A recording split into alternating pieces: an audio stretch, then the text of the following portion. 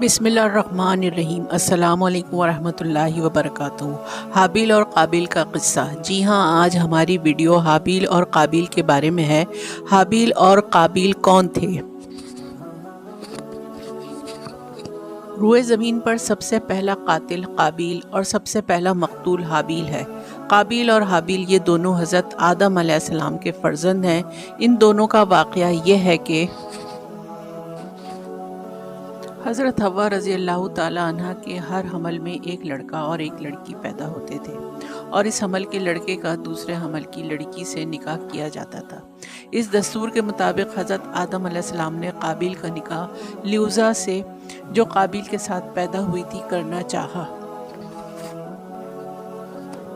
मगर काबिल इस पर राज़ी न हुआ क्योंकि अक़लीमा ज़्यादा खूबसूरत थी। हज़रत आदम अलैहिस्सलाम ने उसको समझाया मगर वो अपनी ज़िद पर अड़ा रहा। बिलाखिर हज़रत आदम अलैहिस्सलाम ने ये हुक्म दिया कि तुम दोनों अपनी अपनी क़ुरबानी अल्लाह ताला के दरबार में पेश करो। जिसकी क़ुरबानी कबूल होगी वही अक़लीमा का हक़दार होगा। क़ुरबानी की कबूलियत की निशानी थी कि एक आग आसमान से उतरकर उसको खा लिया करती थी।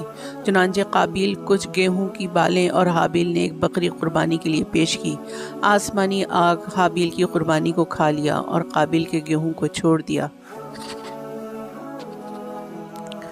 इस बात पर काबिल के दिल में बुग़्ज़ व हसद पैदा हो गई और उसने हाबिल को कत्ल कर देने की ठान ली और हाबिल से कह दिया कि मैं तुझको कत्ल कर दूंगा। हाबिल ने कहा कि क़ुरबानी कबूल करना अल्लाह ताला का काम है और वो मुत्तकी बंदों ही की क़ुरबानी कबूल करता है। अगर तू मुत्तकी होता तो ज़रूर तेरी क़ुरबानी कबूल होती। अगर तू मुत्तकी होता तो ज़रूर तेरी क़ुरबानी कबूल होती। हाबिल ने यह भी कह दिया कि अगर तू मेरे कत्ल के लिए हाथ बढ़ाएगा तो तुझ पर अपना हाथ नहीं उठाऊंगा क्योंकि मैं अल्लाह से डरता हूँ। आखिर काबिल ने अपने भाई हाबिल को कत्ल कर ही दिया। कत्ल के वक्त हाबिल की उम्र 20 बरस की थी।